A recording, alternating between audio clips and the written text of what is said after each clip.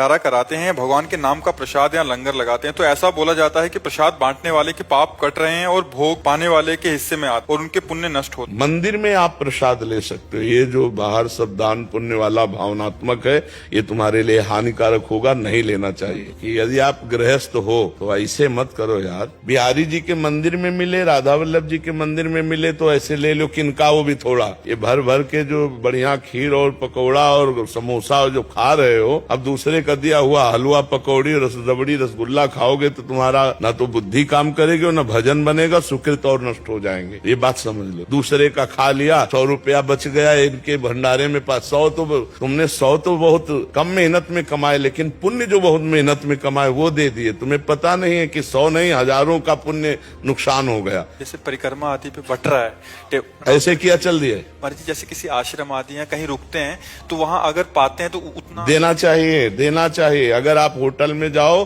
तो पता चले कि ये भोजन हमें 100 रुपए का मिलेगा, तो हम कह रहे हैं ना 100 रुपए तुम दो तो 50 तो दे ही दो, वहां ठाकुर जी के चरणों में चढ़ा दो। फ्री पाके मत आओ। अगर गृहस्थ हो तो तीर्थ धाम जाओ, कहीं भी फ्री पानी भी मत पियो। अगर पानी भी पिया तो 2 रुपया वहां रख दो।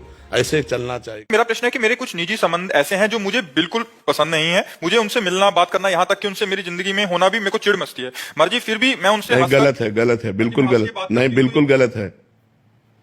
संबंधी हो या ना हो, हमें सबके प्रति प्रेम व्यवहार रखना चाहिए।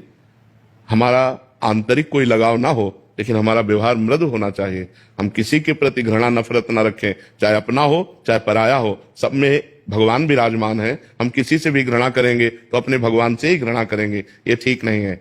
चाहे जितना कोई गलत आदमी हो, हम उसको बता सकते हैं आप गलत हो, लेकिन हम उसके प्रति भाव नहीं बिगाड़ेंगे, क्योंकि उसके हृदय मंदिर में भगवान विराजमान है। मर्जी अगर हम उनसे ऊपर से हंस मिल के बात करते हैं, बट ये कहीं दोगलापन तो नहीं? नहीं, ऐसा नहीं। आपकी अंदर से नहीं, तो ये बात करने नहीं, का मन नहीं है? अंदर से हमारा किसी से कोई संबंध नहीं, लेकिन बाहर से हम, यह आदेश है। वृक्ष के समान सहनशील है, उसके किए हुए कटु व्यवहार को सह रहा है, लेकिन बाहर से मुस्कुरा के बोल रहा है। ये मर्यादा है, ये गंभीरता है कि हम व्यवहार में मृदु व्यवहार करें। अंदर से हमारा कोई आपसे संबंध नहीं, लेकिन बाहरी हमारा व्यवहार मृदु होना चाहिए। यही साधुता है। ये दम्भ नहीं होगा, ये पाखंड नहीं होगा कि अंदर कुछ और है बाहर कुछ और नहीं। ये शास्त्र की आज्ञा है। हम विश्वास करते हैं कि इनमें भी भगवान विराजमान है, इसलिए हम उस क्रोध को दबाकर मुस्कुरा कर बात करते हैं।